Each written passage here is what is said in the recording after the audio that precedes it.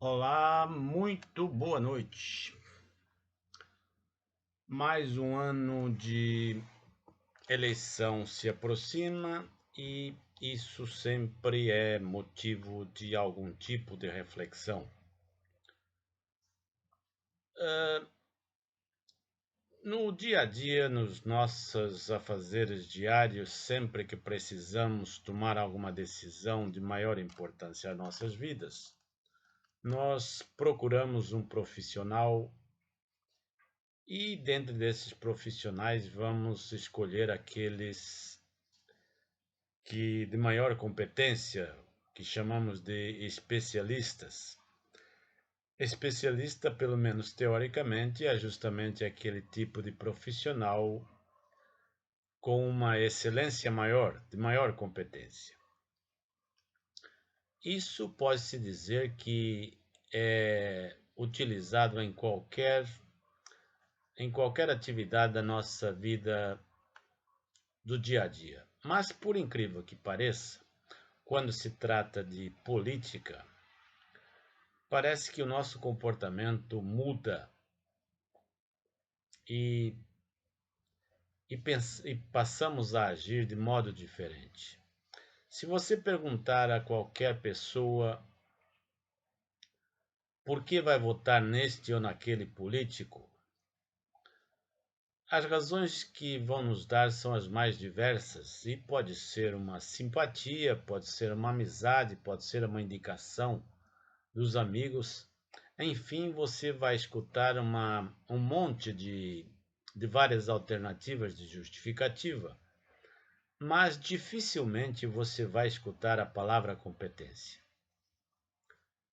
E isso aparentemente é uma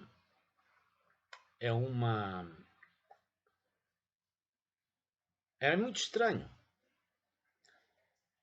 Mas se a gente pensar um pouquinho sobre o porquê disso, vamos perceber facilmente que não há nada de estranho nesse fato, porque trata-se, em suma, apenas do resultado muito natural da nossa concepção democrática, em virtude da qual o poder vem de baixo e apoia-se necessariamente sobre a maioria.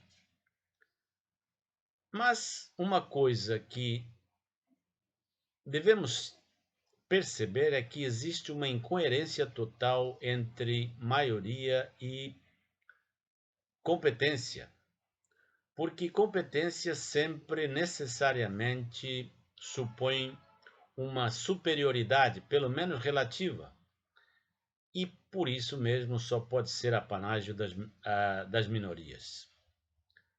Se se define a democracia como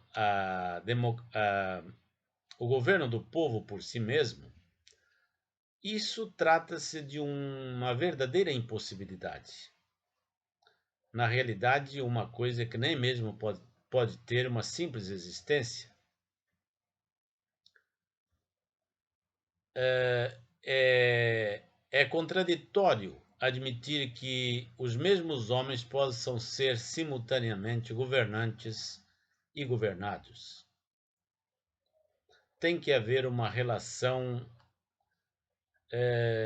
nessa relação, dois termos sempre em presença. Não poderia haver governados se não houvessem governantes, ainda que ilegítimos, e sem outro direito ao poder que aquele que atribuem a si mesmos. Mas a grande habilidade dos dirigentes no mundo moderno é justamente fazer crer ao povo que ele se governa a si próprio.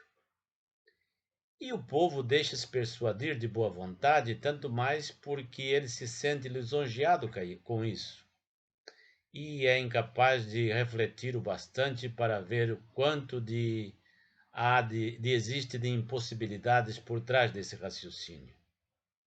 É justamente em cima dessa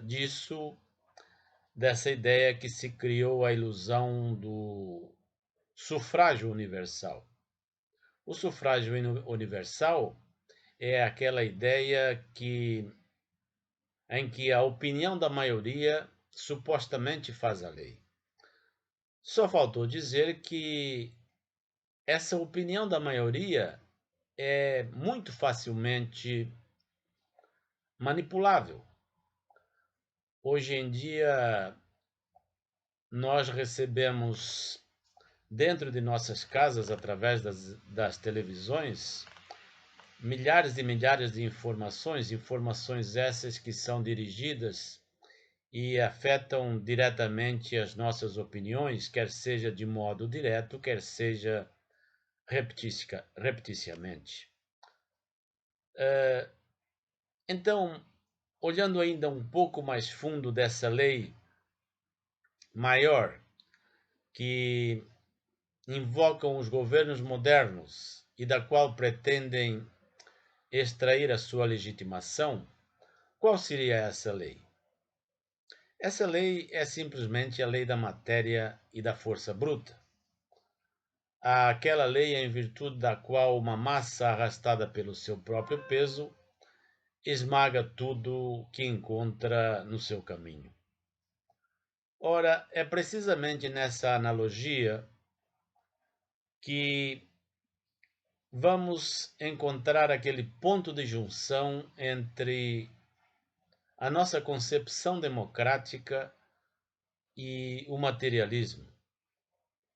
E é também o que faz dessa concepção com que esteja tão estreitamente ligada à nossa mentalidade atual. Ora, essa, essa concepção é uma inversão completa da ordem normal, visto que é a proclamação da supremacia da multiplicidade como tal. Supremacia que de fato só existe no plano material. Essa multiplicidade, vista fora desse princípio, é, na ordem social, concebida como sendo simplesmente a soma aritmética dos indivíduos que a compõem, e sob esse aspecto é bem essa lei do maior número sobre a qual se funda a nossa ideia de democracia. Sem dúvida, as massas sempre foram conduzidas de um modo ou de outro, e podemos até dizer que o seu papel histórico consiste justamente em se deixarem conduzir, porque afinal elas representam exatamente aquele elemento passivo, aquilo que podemos chamar de matéria. Mas se antigamente essas massas eram conduzidas através de princípios superiores, hoje, para as conduzir, basta dispor de meios puramente materiais. E é-nos dito que, que não é-nos dito que essas massas não são conduzidas, ao contrário, que agem espontaneamente e que governam a si próprias. Ora, o fato de acreditarmos nisso permite entrever justamente até que ponto decaiu a nossa inteligência. Eu diria mesmo a que ponto de debilidade chegou a ser os seres humanos.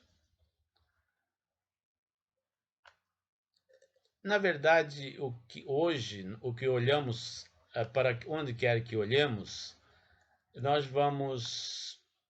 Só se veem por toda parte cegos que conduzem outros cegos.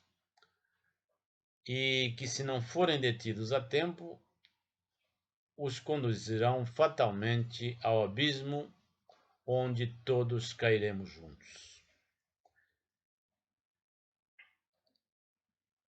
Devemos ter sempre em mente que, se queremos mudar uma situação,